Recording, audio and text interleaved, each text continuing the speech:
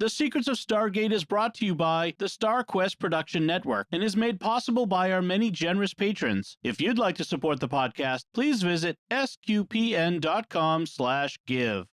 You're listening to The Secrets of Stargate, Episode 25. Janet West, Jackson has identified the seventh symbol. All right, here we go. We are about to try to make a connection. All we gotta do is bust out of here, commandeer the ship, and fly on home. Indeed. You say that a lot. I know that this could be dangerous. But this is our job, right? It's what we signed on to do. It was never about going home. It's about getting us to where we're going.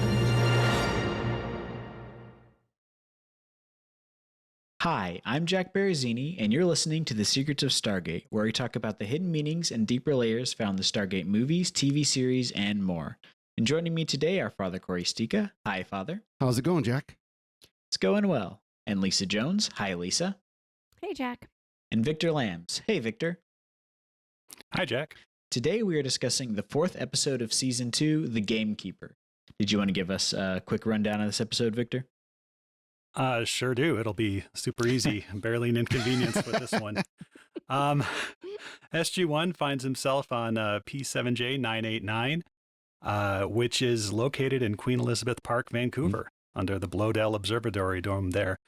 Once there, they find some David Cronenberg / H.R. Geiger inspired pods, which suck them in, and they soon find themselves connected to a matrix of computers in a sense, where their very existence is challenged by the Enterprise's Star Trek Next Generation's favorite emotional basket case, Reginald Barclay, Dwight Schultz in this episode. He's been keeping the occupants of the planet trapped in these pods for his own purposes, and is making SG-1 relive their worst memories of their lives over and over and over again. And as audience members, we get to relive their worst moments over and over and over again until they find a way out of this matrix of virtual reality computers. Or do they? Yeah. The end. And that's about question mark. Yeah, they figure out that the only way to win the game is to not play. Yep, exactly. Exactly. Yeah. Curious game, Dr. Falcon. I do like how in both Next Generation and in this, Dwight Schultz plays someone who's addicted to virtual reality. Mm-hmm. So we get that in both. Yeah. What were your thoughts on this episode, Father?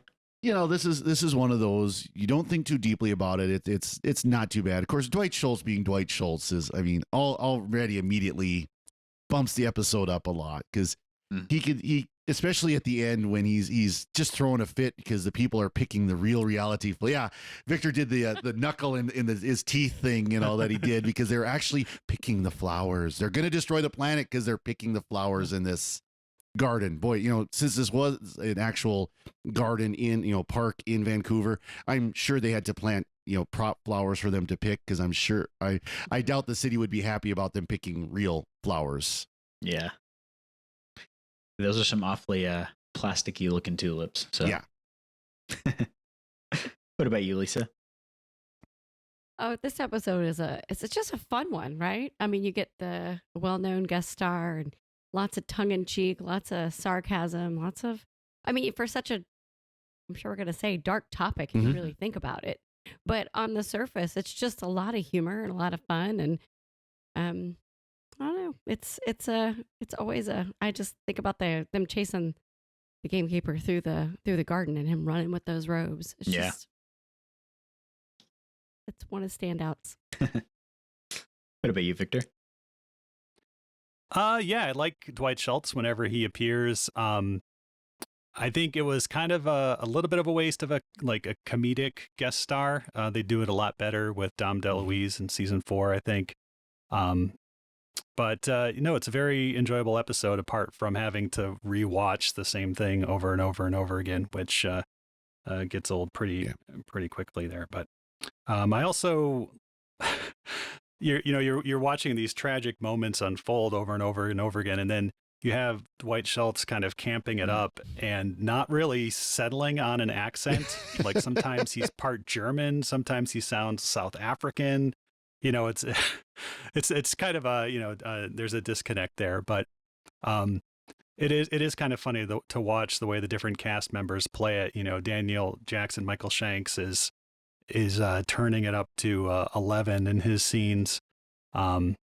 You know, and then against that you have Christopher Judge being Teal'c. Yeah, With a lot of hair. Yeah. Oh yes. Yeah, I love that. I love it when he pulls the hat off. He's got the full head of hair. Yeah, as Thomas. Yep. I did think it was interesting how they sidestepped having to come up with 4 different scenarios by making it that Teal'c and Sam, because of their associations with the Goa'uld, both their memories cannot be accessed. So I thought that was a clever way to kind of cut down on the amount of like looping, and I guess also the amount of sets they'd have to build for this. Well, not just that, but also keeping 2 members of the team together so that they can figure out what's going on. Because can you imagine if they were all in individual scenarios trying to figure out what's going on? Sam would probably be the first to go, this has got to be virtual reality or whatever. Yeah. But the other ones would be like, okay, there's, Jack kind of figured it out pretty quick too, but it would be very difficult to see all 4 of them in different scenarios. They wouldn't be able to do the loops, that's for sure. They'd have to do something much quicker. Yeah. Mm-hmm. There might actually be some variety too. We can't have that. Yeah, I feel like this episode has a lot of wasted opportunities because you get Dwight Schultz as the guest star and he's a ton of fun, but he's not even really in it that much. Like you get like four complete scenes with him. And then the rest is just them going through those memories over and over again, which is for Jack O'Neill. He's reliving a mission in East Germany in 1982 that went horribly, and he lost some of his fellow soldiers. And then with Daniel Jackson's, he has to watch his parents get crushed by boulders in the Museum of National Art over and over again. And like those two concepts, I feel like it's a very heavy thing to deal with. Like they're basically like almost dealing with like a PTSD kind of like dealing with these very dark memories. But then you have Dwight Schultz bopping around in the background, which just makes it very incongruous. Well, that's the part kind of funny. That didn't make a lot of sense to me because this is supposed to be, memories that you live and enjoy going through the scenarios and everything.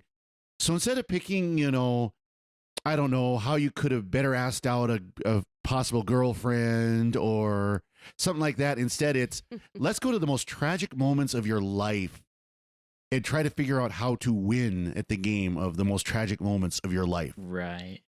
Yeah.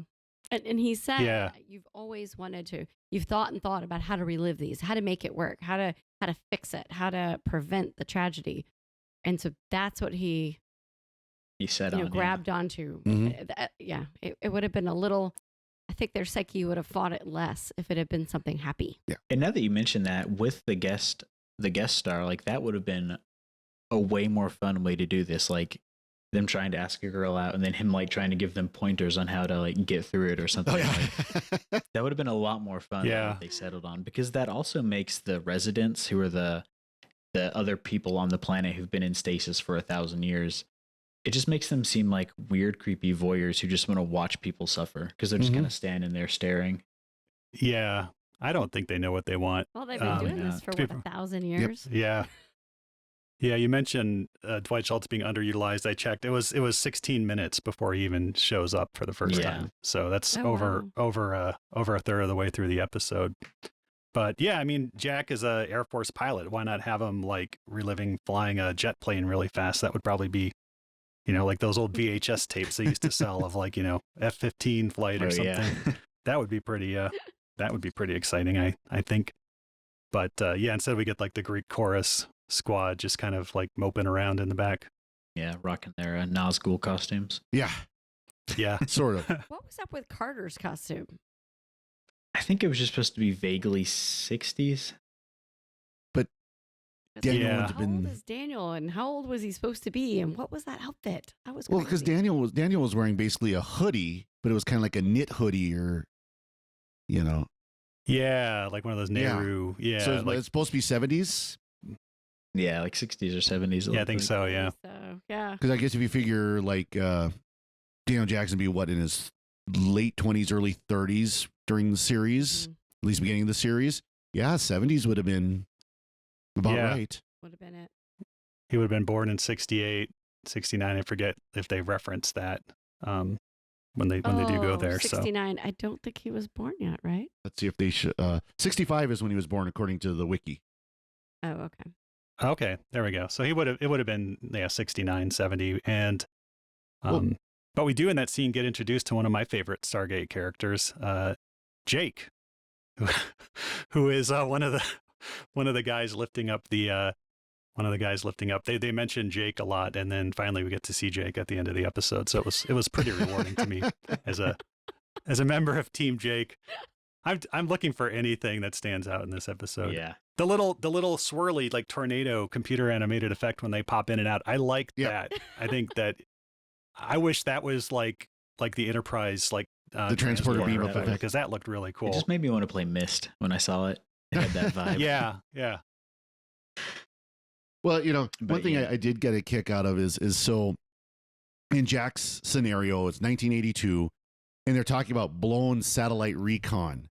And I'm trying to think, in 1982, was there, even in top secret, there really wasn't very good video or picture satellite recon. Most likely this would have been a U-2 spy plane recon or SR-71 spy plane recon from high altitude, not satellite, not in 82. Yeah, and actually, very good. You caught that. I caught that too, and kind of did a little research. And I think they had like radar satellites, but definitely not like photographic or infrared or not like anything, today where supposedly they could read the newspaper as you're laying out on the lawn reading it. That level of detail. They definitely did not have that in 1982, and definitely even what you can get on Google Earth today is far better than what they had in 1982. So.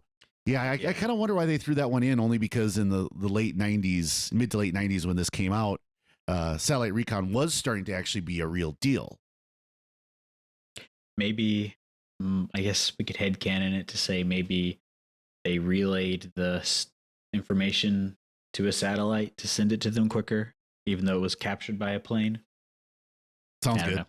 Yeah. Well, in the dialogue they reference, I think they reference a bird, the bird took it. And then at the end, at the end of the sequence, they say satellite recon isn't what it is. And if it was a bird, it would be a U-2 or a SR-71 or something. Yeah. Yep.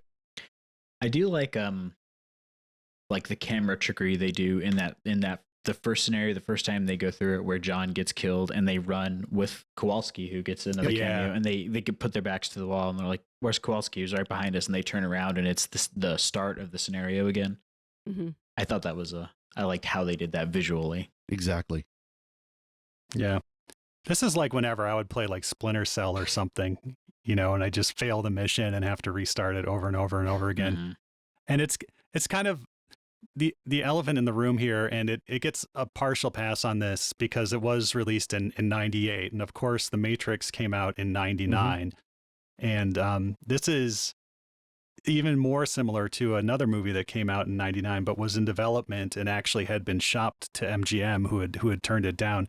And that was David Cronenberg's Existenz, which starred Jennifer Jason Leigh and Jude Law. And I haven't watched this movie since the 90s, so I can't, recommend it, or anything. But it, the design of the pods and, the tubes wrapping around them, the flexible, washing machine hosing or whatever it was that sucked them in.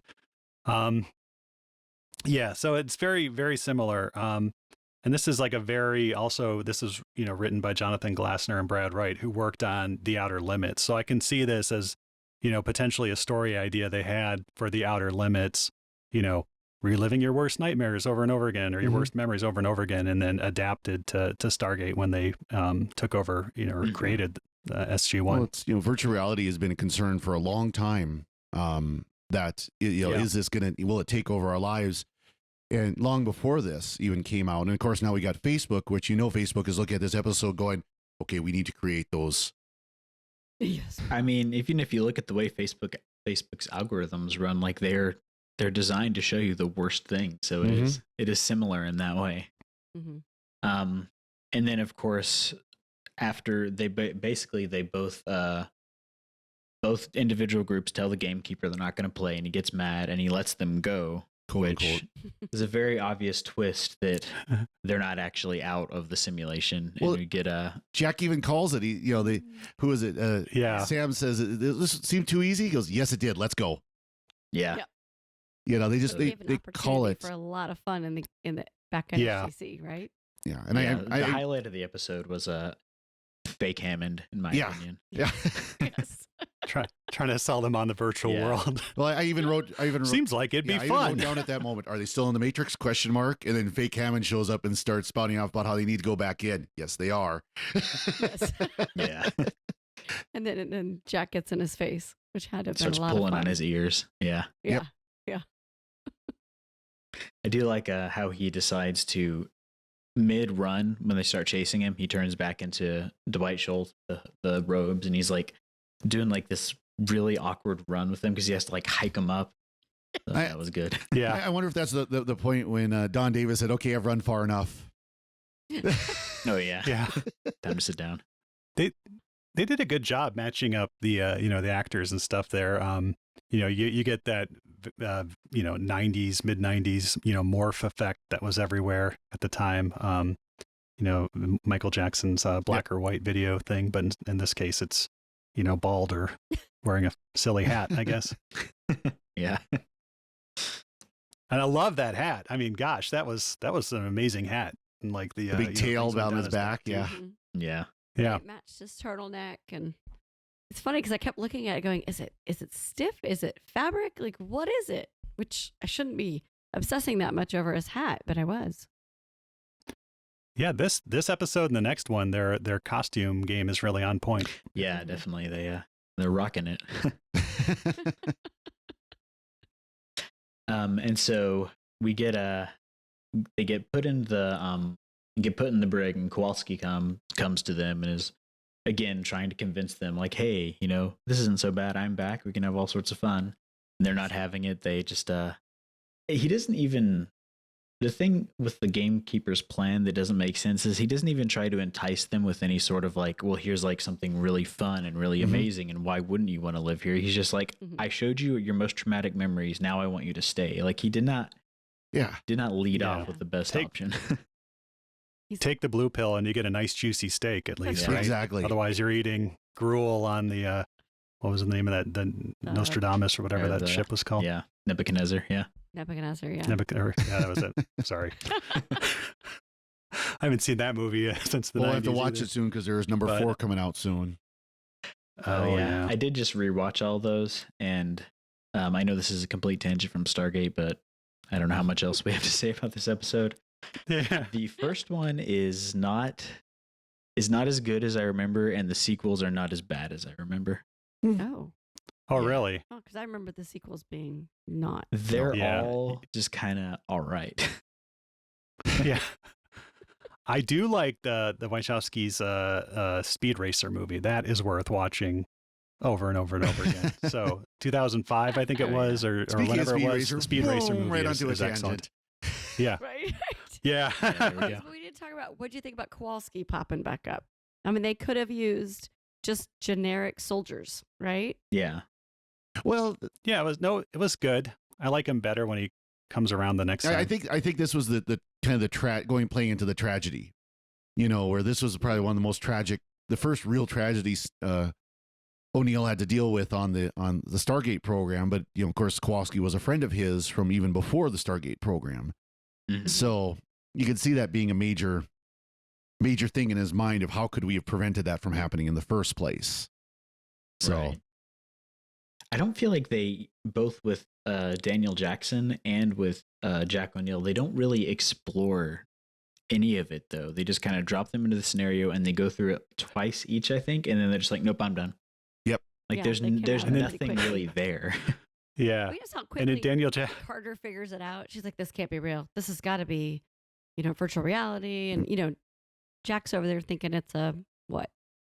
Back in time. Gould. Yeah, Gould time machine trick or something. Yeah, Sam first hits on like time dilation machines, which no. But I think the best part for me of this episode is that incredibly cheesy, like sad music that plays over and over and over. Aw. Like when Dan's parents get squished, and it reminded me of like, I can't remember. It's like this old SNL skit where it just plays like the same, like, I don't know, Imogen Heap song or something as sad things are happening. Anyways, but the chronology of this episode does not hold up. The Gamekeeper says that they've been in these pods. Their planet was destroyed 1,022 years ago.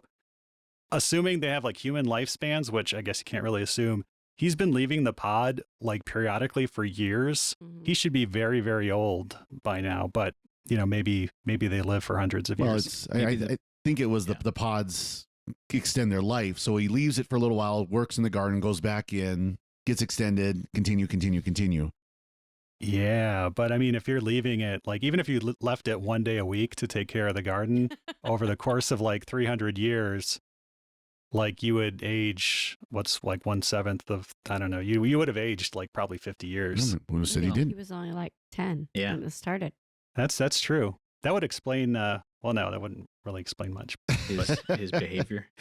like why he likes seeing people get squished by. Well, I was going to actually, one thing I was going to ask about is, I don't remember. Now, we knew that Daniel Jackson's parents were both dead from the movie, but did we ever hear how? Did we ever hear about this before? I didn't think so. So this is what they developed for his parents being squished by a exhibit at the museum. Exactly. Well, and in the movie, he said he didn't remember them.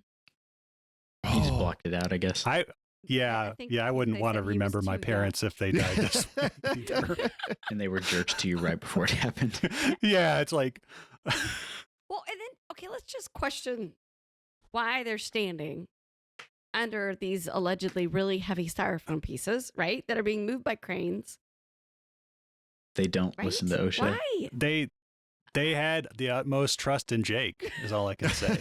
Jake They did really his best. trusted Jake's like ability as a foreman to manage the situation. And awesome though he is, and if you see him, he has like this really shaggy blonde hair, and you can see how he would just let him down. Yeah. Is that why you don't trust Jake from State Farm? He killed Daniel's parents. Yep. And that's the only job he could get was working in a call center. Nothing wrong with working in a call center. I worked in call centers for years. Did you kill Daniel's parents, though? Yeah. No, but not for lack of trying. That's for sure. No, I'm sure they're lovely people. It's just they're not the sharpest knives in the drawer. It does bring up the interesting, like, psychological question of his parents were killed by an ancient Egyptian exhibit, and he's really, really into ancient Egypt. I wonder, is there a connection there? Oh yeah.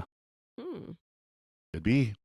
Maybe his belief that like the aliens built the pyramids is like justification that, you know, there's some big cosmological purpose to his parents' death. Like it fits into, you know, The this aliens whole, weakened the chains so that they would die. So then he would go and hunt for them. Sounds good. Yeah. Need to get the ancient aliens guy on this. Yeah. Yeah. It's all aliens. You know, We need, I'm a Jackson's parents truther though. I got to believe it was an inside job. where is your Daniel Sam ship in this? I don't know. I mean, Sam kind of let Daniel She down. like hug I mean, him, like it's okay. yeah. Yeah. She's I like, mean, oh my gosh, let's think of the science and what's happening. She nerded out. yeah. Maybe Not that's like why the he rest of treats us them the way wouldn't, he does but- in the next episode. Yeah. And also another thing about this episode is like pick a metaphor. Are these people trapped with only 5 like VHS tapes that they're watching over and over again, which works. It's very good. And then they latch on to this like, what if you needed new software for your computer? And I'm thinking like, yes, what if you needed to update WordPerfect 7 to WordPerfect 8 or whatever? You know, it doesn't fit as well as like you have the VCR, the movies Gotta thing go to right there. Blockbuster. Just yeah. Yeah. Mhm. Oh man, I miss Blockbuster. That was great. I kept thinking, be glad this episode wasn't made in the 2000s, because then we would have had like a whole 5-show arc Mm-hmm. on their therapy and like how destructive this was to their psyche and how they had to process what just happened to them. And The way they would have done it would be Daniel Jackson would be an angry child who is sad that his mom died, and his anger would destroy all the dilithium in the universe and bring down the Federation. And that would be an entire season arc. Oh my gosh, Oh I think no. Shut down the Gate Network by his anger. Yes. No, but instead we get this coming back in season 8 with the episode Avatar, which somehow manages to be worse than this one, Nice.